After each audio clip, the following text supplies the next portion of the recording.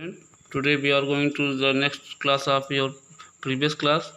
अब पहले की क्लास में हमने रिसोर्सेज के बारे में पढ़ा था, different between the aesthetic value and economic value में पढ़ा था, ये आपके लिए होमवर्क था। अब बेटा हम चलते हैं ह्यूमन मेड रिसोर्स को पढ़ने के लिए। ह्यूमन मेड रिसोर्स होते क्या है, जैसे आप लोग के दिमाग में सारी चीज़ें होंगी। Human made resource is the resource that been created by human natural substance become a resource only when human beings change their original form with the help of their knowledge and technology।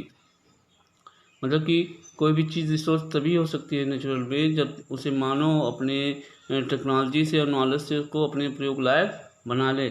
For example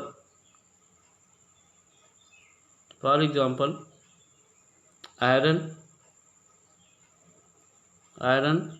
और are the natural from not a resource till human learn to extract iron from it and use it in industries, dam, bridge and etc। मतलब कि जो iron ore है, law अयस्क है, वो एक natural resource है, लेकिन उसे मानव ने अपनी नॉलेज के द्वारा और उपयोगी बनाया। Example factories, hospital, school, road etc। Human resource आते हैं। Human being the most important resource, human being with their skill and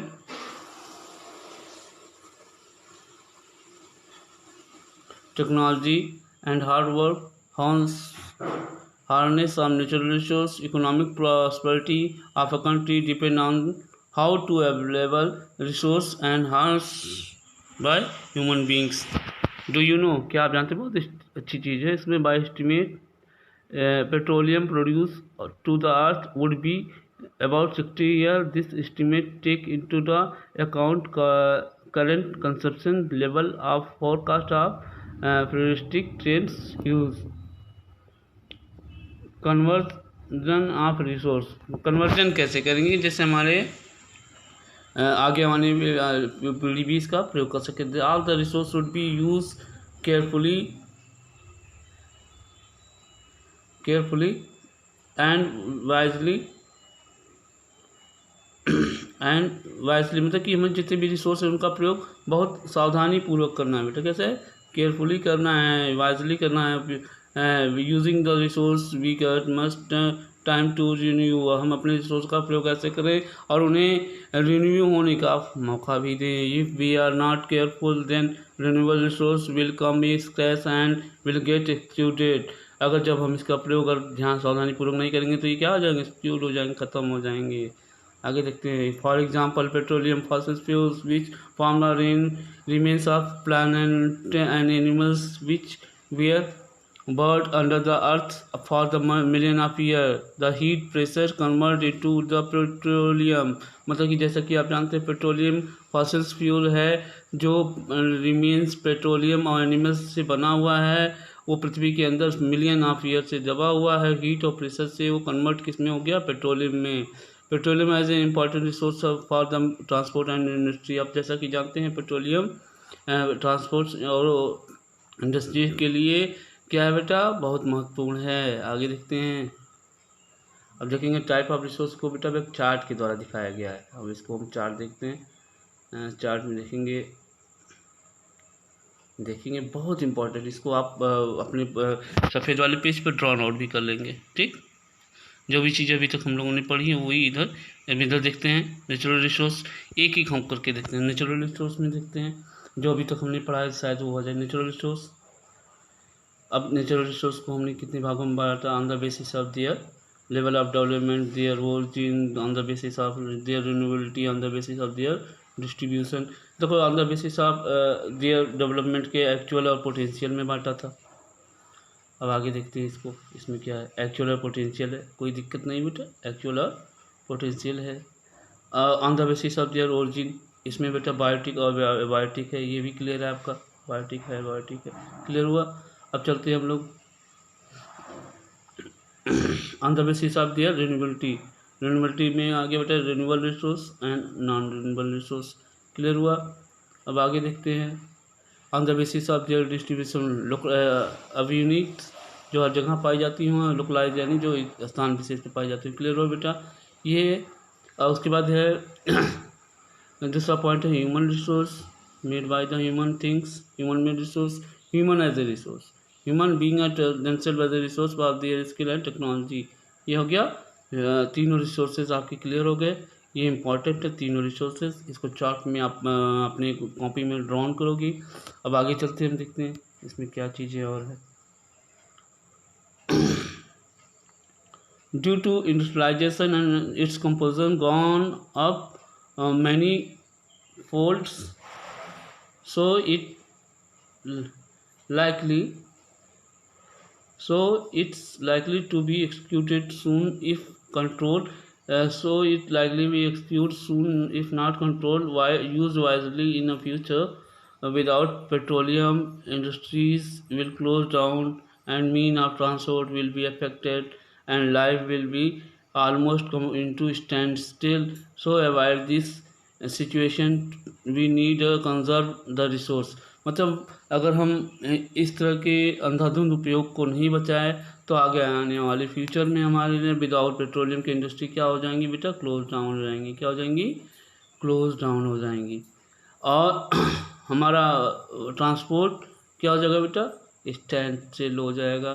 to avoid this situation to need conserve the resource, इसी परिस्थितियों से बचने के लिए हमें कंजर्व करना है किसको, रिसोर्स को। क्लियर हुआ?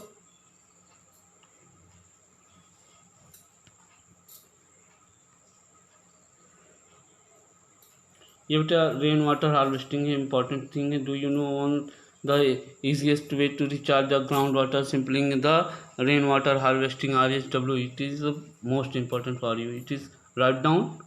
Clear? सस्टेनेबल डेवलपमेंट, सतत विकास से बोलते हैं। सस्टेनेबल डेवलपमेंट होता है तो sustainable development the development that meet a need of present without the compromising the ability of future generation to meet their own needs. Clear हुआ? सस्टेनेबल सतत विकास इसी को कहते हैं जो अपनी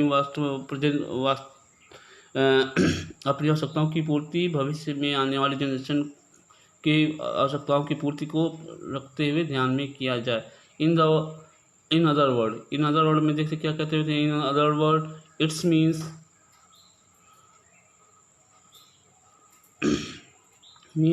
careful utilization of resource so that we use them the present while saving for the future। मतलब इसे अन्य शब्दों में इसका मतलब ये हुआ, इसका अर्थ होता है केयरफुल यूटिलाइजेशन होता है रिसोर्सेज का, जिससे आगे आने वाली पीढ़ी भी इसका प्रयोग कर सकते हैं, कोई दिक्कत नहीं। We have instruction an earth rich natural resource it equally important for us to leave the behind the earth richer, not proper availability of natural resources. We need in balanced use of resource for our needs and also should conserve for the future. For sustainable development, we need the reduce of consumption, recycle, reuse and exciting products। मतलब recycle, ये इसके द्वारा हम लोग क्या कर सकते हैं बेटा, रिड्यूस कम करें, प्रयोग रिड्यूस करें, रीयूज़ करें और रिसाइकिल करें। तो इससे हमारी चीज़ें क्या होती है बेटा, अभी जो हमने पढ़ा था, क्या पढ़ा था बेटा, ऊपर देखेंगे क्या पढ़ा था, सस्टेनेबल डेवलपमेंट। इन सारी चीज़ों को अगर हम करेंगे तो क्या होगा बेटा, सस्टेनेबल डेवलपमेंट। इन तीन चीज़ों को जो हमने करेक्ट किया है, कोई दिक्कत नहीं। Reduce, to reduce the consumption of petroleum we can carpool to go to office to school, reduce करेंगे, कोई दिक्कत नहीं होगी। आगे देखेंगे रिसाइकिल करें। Old newspaper magazine can be recycled by different kind of paper can be created out, recycle करेंगे, कोई दिक्कत नहीं होगी। इसके बाद बेटा reuse, wasted water of RO plants can be use into water plant at a home, reuse करेंगे। तो some principles of sustainable development बेटा है। तो इसके लिए पहला पॉइंट क्या है बेटा, देखते हैं हम लोग। इस पहला point, minimise the reduce of depletion of natural resource, मतलब कम से कम हम लोग नेचुरल रिसोर्स का डिप्लेशन करेंगे। Respect and take a care form of life at that both plant animal, हम लोग रिस्पेक्ट करेंगे दोनों चीज़ों का, बोथ एनिमल प्लांट के लाइफ का। और take care of environment by the changing of टिड use of soil water and etc। हमें एक अंडरस्टैंड चेंजिंग लानी होगी अपने एटीट्यूड में, जिससे हम सॉइल वाटर और एयर का सही से प्रयोग करें। All form of life flourish earth that conserve the diversity exist on the earth. हम अब सारी चीज़ों की ऑल फॉर्म ऑफ लाइफ को एग्जिस्ट करेंगे ताकि हमारे यहाँ की डाइवर्सिटी अर्थ की बनी रहे।